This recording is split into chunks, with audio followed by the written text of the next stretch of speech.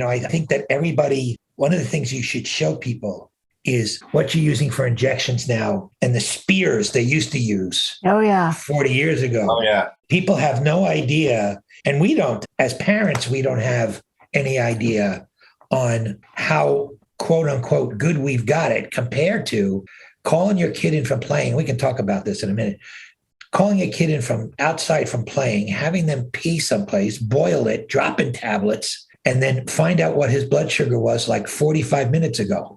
One of the things I would like you to talk about, because I think it would be appropriate for our listeners, is how you deal with it in school when you're a parent. And, because I've had a lot of parents, and this, it doesn't matter what level, grade school, high school. Oh, absolutely. Even college. So, all right, let's get started. So here we go. Wait, give me a 2-minute background on Amber before we start. Amber, go, shoot. We only got 2 minutes. This Friday, I'll celebrate 39 years with type 1 diabetes. I was diagnosed at age 8, and I have never used an insulin pump. I use Dexcom and have the Diabetes Daily Grind blog and the Real Life Diabetes podcast. And the reason I started that was because I wanted to share my story, and there's other people living their best life with this disease, and no subject is off limits, and we talk about everything. Through that, I've connected with people all over the world, and I'm so happy to have found literally my people, because in all the years that you were just talking about, the decades of diabetes, I lived, suffered in silence. And now that I have friends that understand what I'm going through, it's absolutely changed my life.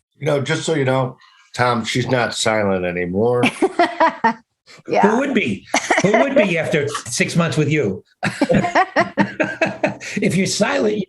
Right. So here we go with another edition of and this is going to be a fun Dave and Amber podcast, because, Tom, you're going to be our very first guest. That's true. So yeah. I want you to introduce yourself to our listeners and try to be nice. Don't be your normal self. So try to be nice and tell them who you are and what the hell you do. Okay. We ready? We're ready. Go. Thanks for having me here today, David and Amber. It's always a great opportunity to reach out and talk to other people who go through the same journey we do. Not necessarily having it, but as a parent. I told my kids, I have 2 children with type 1 diabetes, which we'll talk about, that I don't know what it's like to have this disease. And it's a big mistake many parents make, thinking that we do. But my kids don't know what it's like to be a parent with a child with diabetes. So and I think that's important to know, because there's a distinction. And so actually, in my whole life, I went to Hofstra University. When I graduated Hofstra, I wanted one thing on this earth: to be an actor. It is all I ever wanted to be. Lo and behold, I end up in probably one of the longest running and biggest hits in New York theater stage history. I'm in a show called Tony and Tina's Wedding, which was famous all around the world. I worked with the original New York company. I was in it for 14 years. I got my commercial agent from there. Many restaurants that I've done commercials for, bought my house, and everything was on its way the way it was supposed to be going. I had been on Law and Order. I had been on Spin City. I had done movies. Life was grand. I was a member of Actors Equity, Screen Actors Guild. And on September 26, 1992, I'm on my way to a matinee performance. I come off the bridge. I'm on Delancey Street. And when I lecture, I have to explain this to people, because I tell people my beeper went off, and the heads tilt a little bit. What's a beeper?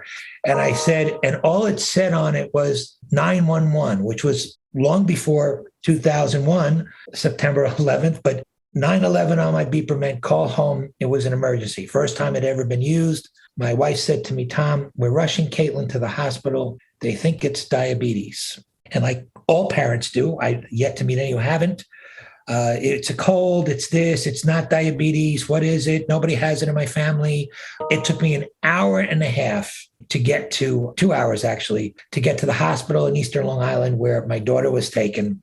And I remember I walked in the door of the hospital, Stony Brook University Hospital, looked straight down the hall.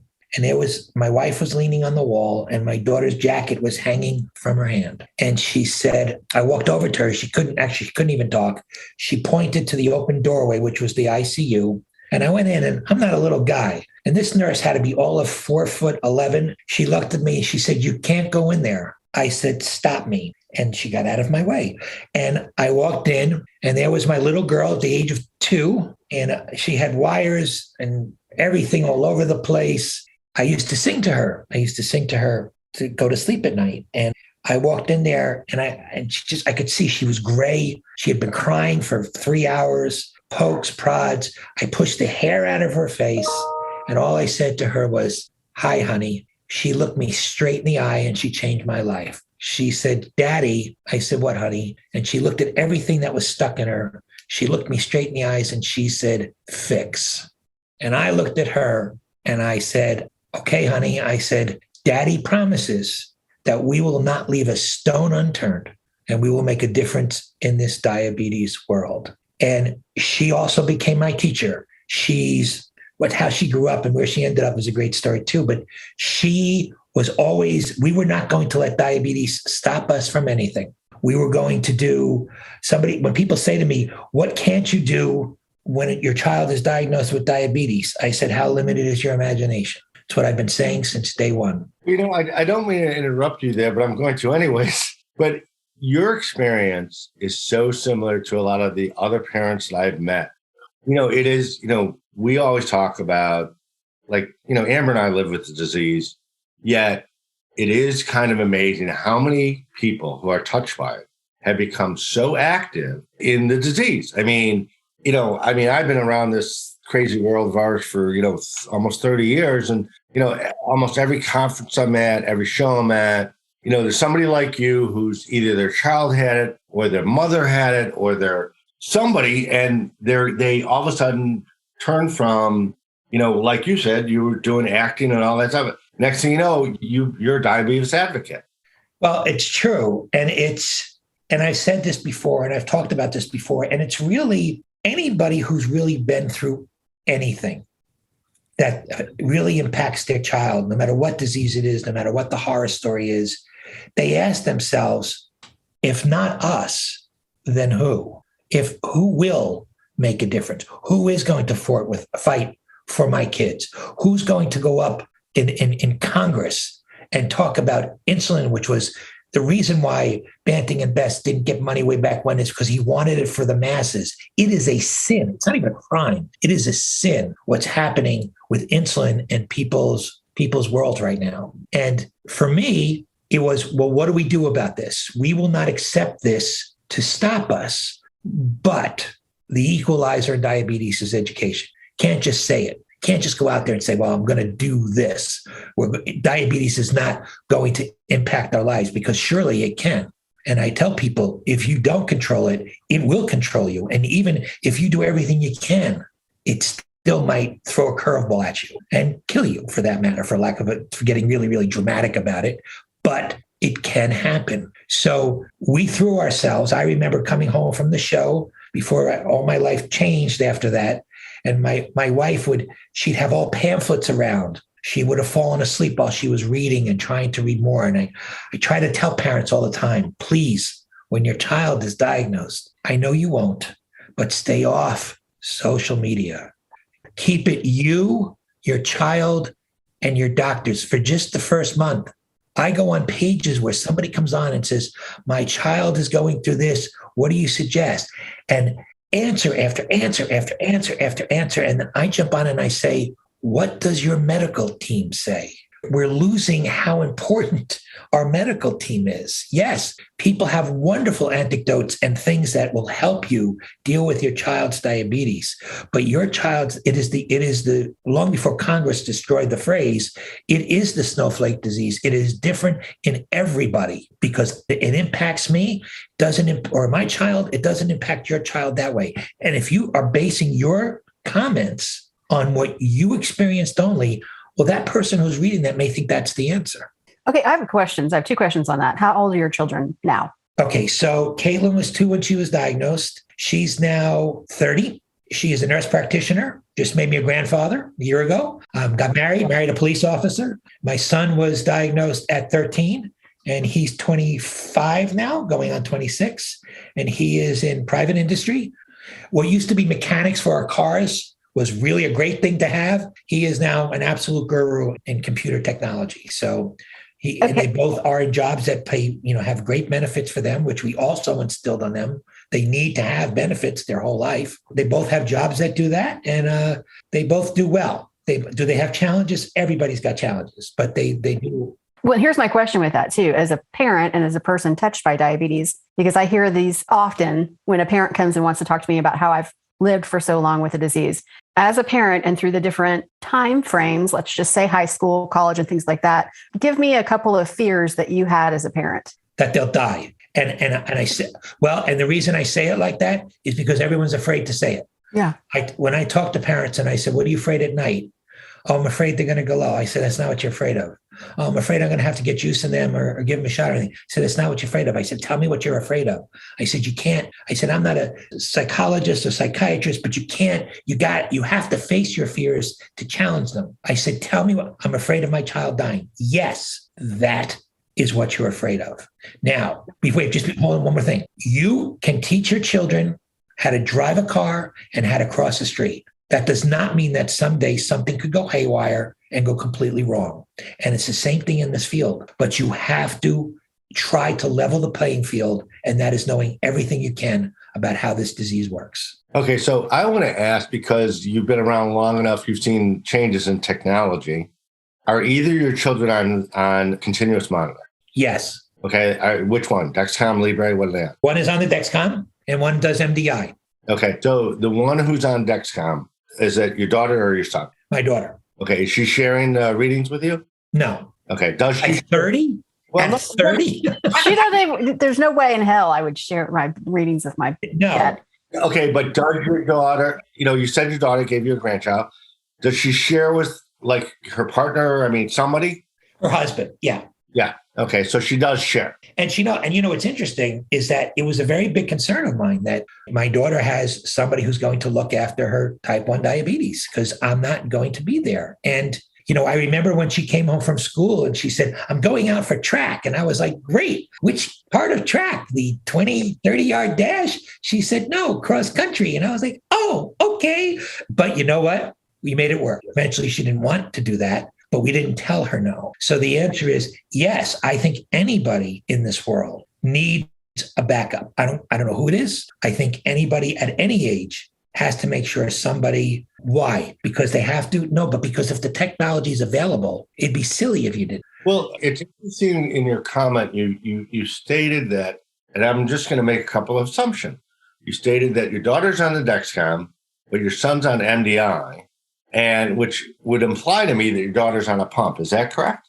Oh, I see what you're saying. Okay. Well, yes. And the lingo has gotten to that. You think they're on one, they're on the other. Yes, he's not on anything, but she is on an insulin pump and a CGM. Do you know which pump it is?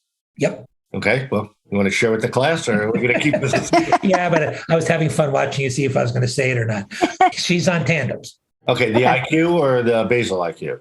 Basal IQ. Okay. And your son, you said, is on multiple daily injection. Is that correct? As well as multiple daily pricks of his finger. Okay. So he doesn't use a CGM. I'd love to talk to him about why. Okay. So as a parent, okay, now, you know this world really well. Have you talked to him about it? Yep. Have you said, why aren't you on a CGM? Well, and he has been on it. And you know what? The thing is that it's their choices. It's true. It's their choices. And I think even as simple as it is, because if it were up to me, if I had a choice to be on an insulin pump or a CGM, I'm picking a CGM because adjusting the insulin is a lot easier if you know where you're at. Now, I can tell you that he does from time to time and at different intervals, he will wear a CGM, but he does not wear it full time. So the question and this is really for our listeners because it is kind of unique. I mean, you're a father, you love your children, you want the best for them. And you happen to be knowledgeable about diabetes devices and crap like that. Do you find it difficult to talk to them sometimes where you kind of got to like balance things a little bit because you're a dad and you're also in the world and. Well, I try, but I didn't talk my son out of being a police officer either. But I'm saying is that, my son who's a police officer and throws it all on the line every day. Look, if you try to live through your kid's eyes and everything, you will. We have decided that Really quick story. Years and years and years ago, there was a young lady who came to me and she was about, oh my gosh, I thought she was like 10 years older than me at the time. She was like 40 something. And I was like, and she said, I've had diabetes since I was a little girl. And she said, I'm going to tell you something. And I know by your personality, we're going to lock horns. She said, it's not your disease. And I was like, what? She said, it's not your disease. And I said, well, of course it is. And we talked and she said really quickly, she said, when I was a young girl, my mother did everything for me, everything. And this is before all the technology we have now. And even this is 30 years ago, 20 years ago, 25 years ago. She said, she did everything. She pricked my finger. She up into my teens. And she said, and I came home one day and my aunt was there. And she informed me that both my parents were killed in an automobile accident. And she said, Tom, to this day, I don't know whether I'm mad because they died or mad because she did not teach me how to take care of my diabetes. That's a good story. Sad as hell, but it's as tough as that was to take. You know, mama raised no fool, as my friend David says. Mama raised no fool. You don't have to tell me things twice. Comic books are getting pretty popular these days, yeah. Yeah.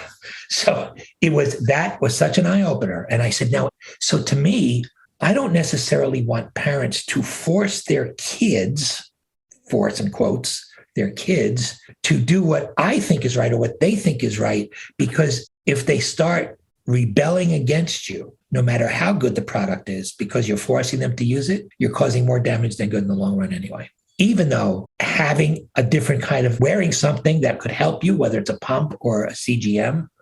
However, what you try to do is circle people around them who do use it so they can make a better decision, because there's a wonderful scene in Meet the Parents. In Father of the Bride, Father of the Bride. The father says, you should wear a jacket out. It's chilly out. And she's like, no, Dad, I'm okay. No, you should wear a jacket. It's chilly. No, Dad, I'm okay. No, Dad, I'm okay. And then she goes up and she gets ready. And the scene, Steve Martin calls her and her husband to be is here. He comes in, he says, honey, it's a little chilly out. She goes, oh, I'll go get a sweater. Well, because the future spouse told her, not the parents. well, that's what I was going to say when you were talking about that too. And Dave, when you asked, have you encouraged your son or told your son he should be doing this? If my parents came to me at any point in my diabetes journey, and they didn't, to tell me what I needed to do, I would have probably flipped them the bird. You know what I mean? Like that's not, because I took the bull by the horns from the second I was diagnosed at age 8. You know what I mean? Like my parents, even though I think it's great for parents to make recommendations. And let me say that I only got on a CGM because of being a part of the diabetes online community. I saw my peers. I saw the benefits of them and how they managed their diabetes and could go run a marathon. That's why I decided, you know what I mean? So, and I totally agree with what you're saying. If you force your kid into some device or something like that and they want to rebel, then more harm than good. It's just crazy. I think the other thing, Tom, maybe you could share with us, because again, you are almost exactly our target audience. I'm sure you've been in environments where there are people who don't have diabetes who are, they found out your son or your daughter has it. They're giving you advice. Can you talk about that aspect of it? Well, the ones that I didn't kill, no, I'm just kidding. Because you know what? The truth, to be honest with everybody, is you can't protect them from the world and anything. And if you're open, I think one of the greatest people that ever lived in the diabetes world, and God rest his soul daily, please, is Dr. Richard Rubin. Dr. Richard Rubin was, really, really big with the American Diabetes Association. And he took, and when his son was diagnosed, he took the psyche of diabetes and made it as important as the insulin that you take. Because the psyche of diabetes is just as important, and we forget about that. But yeah, my family members and friends, we got everything that everybody got. What did they eat? And giving them a piece of cake, it was like, oh, and I'd be like, whoa, what? Because it's, and the thing is that if you make it a big deal, and people have to understand, we all need, in this world, especially today, more than ever, you got to breathe more. Because if you get yourself, somebody says something online, I used to be, no, you're wrong. And you'll hear this because I'm so much into television and movies from my acting career and everything else. There's a great line in Santa Claus 2, when he gives out all the toys to everybody in the school gym. And the school teacher says, how did you do that? And he said, sometimes you just don't need to know all the answers. And we don't need to know all the answers. We can let our kids fall. We can let them fail. We can let them, our job is to be there to help them be strong, whatever that takes. Now, I'm the last person to tell anybody how to parent. It's your choice what you do. Although there's enough out there to say, well, which road do we take? And Amber, there are more people down the road like you who said, if my parents had forced me to do this, I see it all the time. And I say, there's a guy, wonderful guy. Do you know who Joe Silowetchik is? Joe he's a diabetes educator. And the first thing he used to do is he used to take the kids when he would lecture, and he'd go outside and he'd have an insulin pump.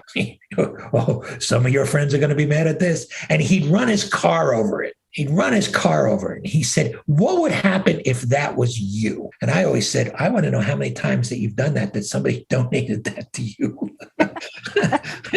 But Joe's point was, sometimes they get fed up with anything that they're doing. And when it's diabetes, we think it's a horror story when there's a million things that they'll get fed up with. Our job is to be there when they need the board to stand next to, or they need the pillow to lay on. Sometimes we need to be both at different times.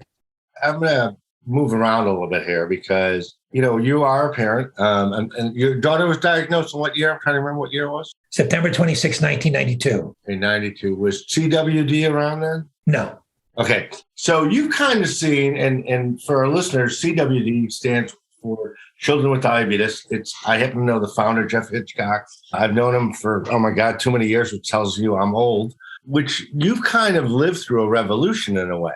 Because as you know, and you know Jeff, he started CWD because his daughter had type 1.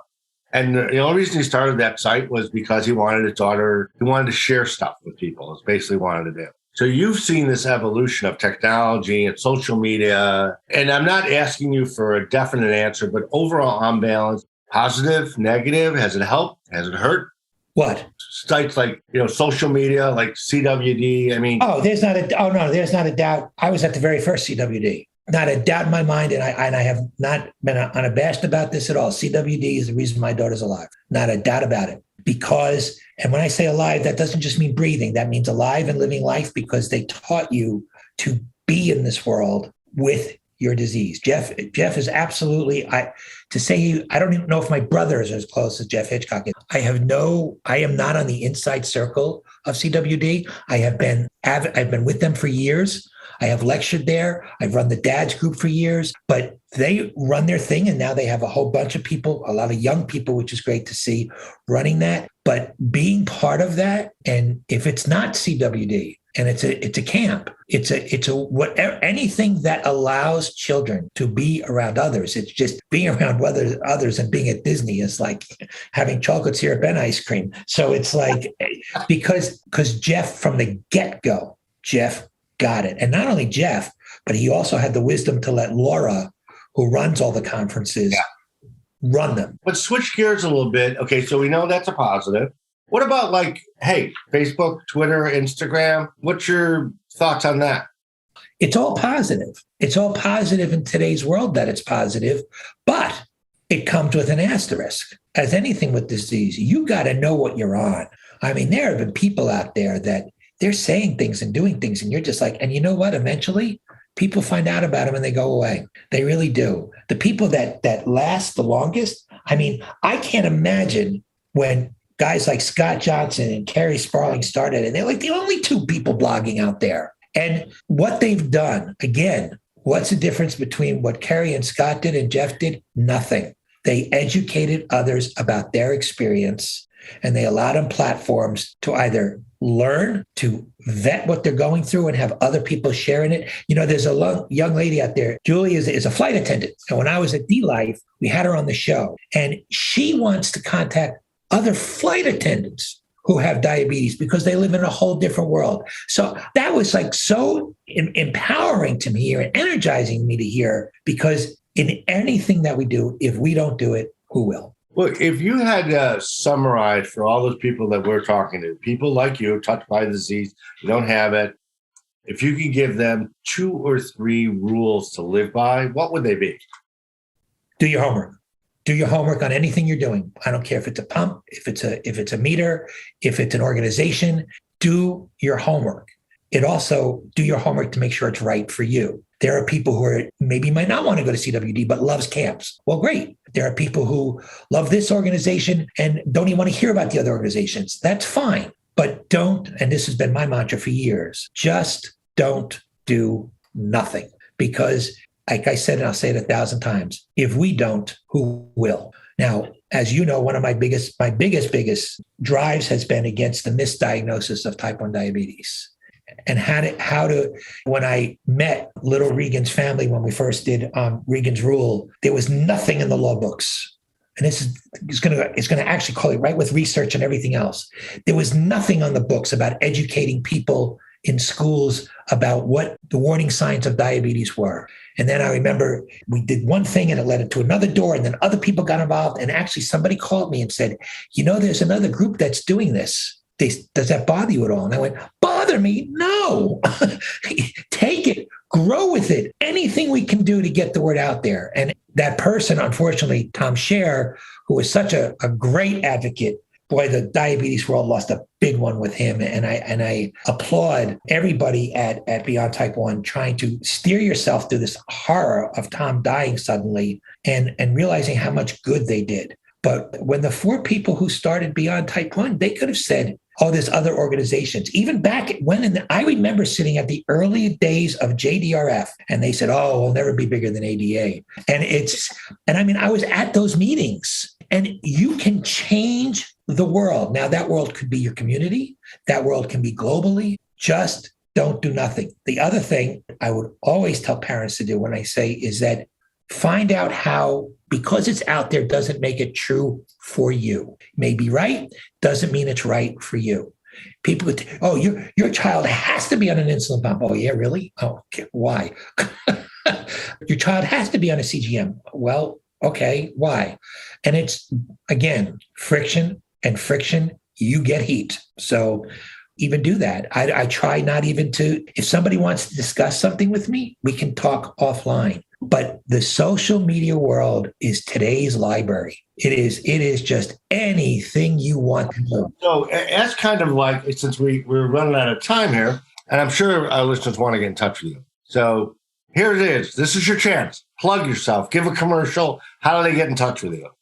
Well, I've spent most of my working years at the Diabetes Research Institute. So tcarlia@drif.org if anybody has any questions. And just to touch on that, people say, well, why there? And the answer is always the same, is that there are many places out there that have changed their whole mission. Somebody has to stay looking for the cure. Is it happening tomorrow? No. Is it happening in 5 years? No. But if we give up hope that it's going to happen, at least as a parent, what am I doing all this for? I want them to have a better world.